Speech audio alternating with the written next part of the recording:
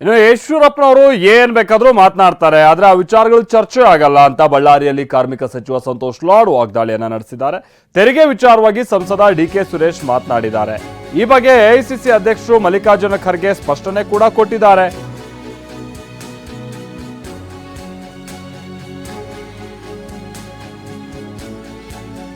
ಕೆಲ ಉದಾಹರಣೆಯನ್ನ ಕೊಟ್ಟಿದ್ದಾರೆ ಸಂತೋಷ್ ಲಾಡ್ ಅವರು.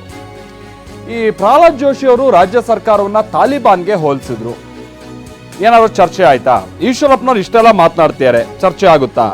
ಅದೇ ನಾವೇನಾದ್ರೂ ಮಾತನಾಡ್ಬಿಟ್ರೆ ಅದು ಬಹಳ ಚರ್ಚೆ ಆಗುತ್ತೆ ಅಂತ ಸಚಿವ ಸಂತೋಷ್ ಲಾಡ್ ಹೇಳಿಕೆಯನ್ನ ಕೊಟ್ಟಿದ್ದಾರೆ.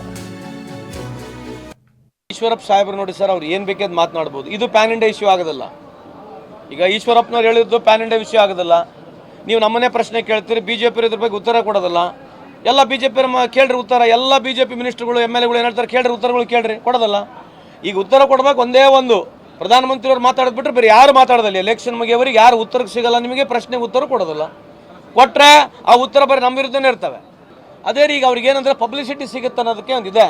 ಈಗೇನಾಗಿದೆ, ಬಹುತೇಕ ಭಾಳಷ್ಟು ಬಿಜೆಪಿಯ ಮುಖಂಡರುಗಳು ಈ ಥರ ತರಾತುರಲ್ಲಿ ಮಾತನಾಡೋದು, ಪಬ್ಲಿಕ್ ಕನ್ಸಂಪ್ಷನ್ಗೆ, ಪಬ್ಲಿಸಿಟಿ ಕನ್ಸಂಪ್ಷನ್ಗೆ ಇದು ಯಾವಾಗಲೂ ಮಾತನಾಡ್ತಾರೆ.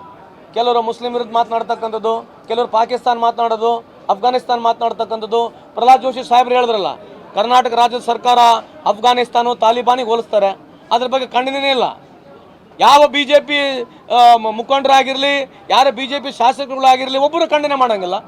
ನಿಮ್ಮ ಪ್ರಶ್ನೆಗೆ ಸಿಗೋದೇ ಇಲ್ಲ. ಅವರು ಕಾಂಗ್ರೆಸ್ ವಿರುದ್ಧ ಇದ್ರೆ ಟಕ ಟಕ ಟಕ ಬಂದ್ಬಿಡ್ತಾರೆ.